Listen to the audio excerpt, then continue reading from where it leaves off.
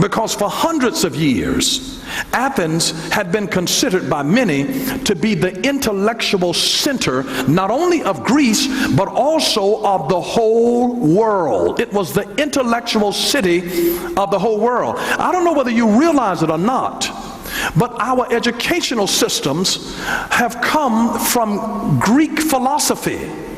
They have come, we have, Greek philosophy has so infiltrated the Western culture.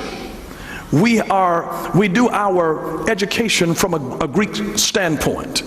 And Athens was the birthplace of the subsequent dominant philosophical tradition of the West. And where did this brilliance originate? It's a good question. It came largely from the demonic forces of darkness over the city of Athens. Demonic forces. And some people may argue that it could have just come from the brilliance as a byproduct of the human minds that were made in the image of God. That may be true, but whatever fruit that came out of their minds, it was perverse. It was perverse.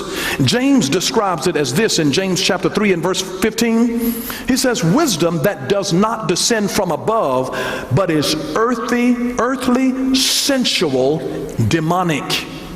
See, they had wisdom, but it did not descend from above. So their wisdom was earthly, sensual, demonic.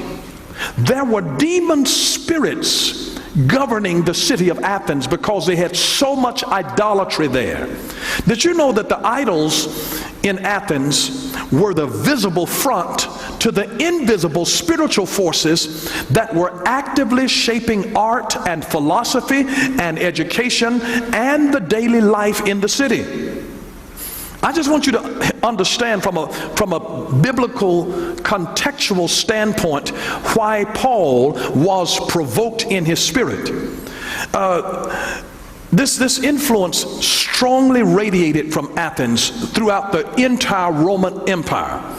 The dominant culture was Hellenistic in nature. It was a Greek culture.